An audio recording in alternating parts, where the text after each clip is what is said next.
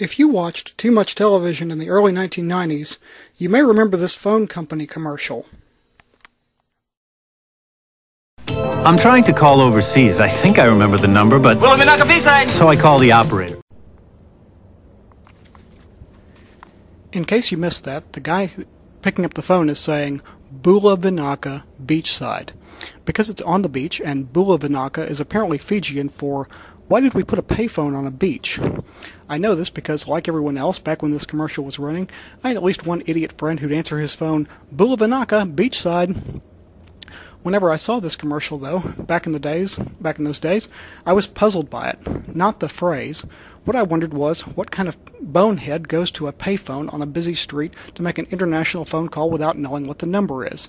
Who's he calling anyway? His wife? Honey, I know you're in London, and I'm in Chicago, but I've just been mugged. Can you swing by in the Concorde and pick me up? Now I think back to that commercial and think, wow, someone talking on a payphone. You don't see many of those anymore. In fact, I'm not sure you see any of those anymore because everyone's got a cell phone now, including me. I got a cell phone in spite of my technophobophilia, which is loving technology but being afraid of commitment. I'll become heavily involved with a store display laptop computer, but when it's time for me to leave, I always end up asking it if we can just be friends. That's why, even after all these years, I'm still just going steady with the cell phone.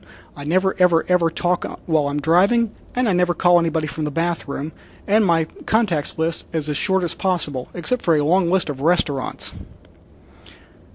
I used to worry about my cell phone ringing if I were, say, in a movie theater, but I discovered that a cell phone can actually be set to vibrate silently, which, when I first got my cell phone, gave me an interesting experience when I was sitting in a meeting and thought some wild animal had crawled into my pants. Cell phones can even be turned off. For some reason, most of the people around me in movie theaters haven't figured this out yet, so they insist on holding up a small, brightly glowing screen right in the middle of my field of vision while I'm trying to watch a really big glowing screen. I still haven't moved on to one of those smartphones yet, though. I don't want a phone that's smarter than I am. Besides, I like the way my old cell phone flips open. It's like one of those old communicators on Star Trek. Some people think that present technology has actually exceeded the predictions of the old series, but think about this. Kirk never had to worry about being outside his network, no matter what corner of the galaxy he was calling from. And he never had to hear, the customer you're trying to reach is not currently available. And he never had to worry about his call being dropped because he'd walked 2 feet to the left into a spot that just happened to be outside the communicator's range. Not that it mattered, since the only person he ever called was Scotty, who always had the same response. I can't do it, Captain. It's against the laws of physics. Yes, that was always the problem in Star Trek. No matter what Scotty had to do, even if it was move the ship forward, I just can't do it, Captain. It's impossible. I can't do it. I'm off to get drunk on something green.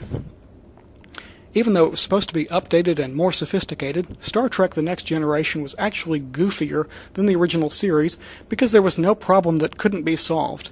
Captain Picard would have some ridiculous request like, we need to turn the Enterprise into a giant ice cream cone. And Chief Engineer LaForge would adjust his magic banana clip, rub his chin thoughtfully, and say, we'll have to take the heating systems offline and reroute the transporter pattern buffers through the replicators. We can do it, but it'll take a couple of hours. And Picard would say, make it so, as though he actually understood this, when what he really thought was that LaForge was probably drunk on something green. Scotty couldn't make fire with gasoline and matches, but LaForge could turn a chicken sandwich into a time machine as long as he had a couple of hours.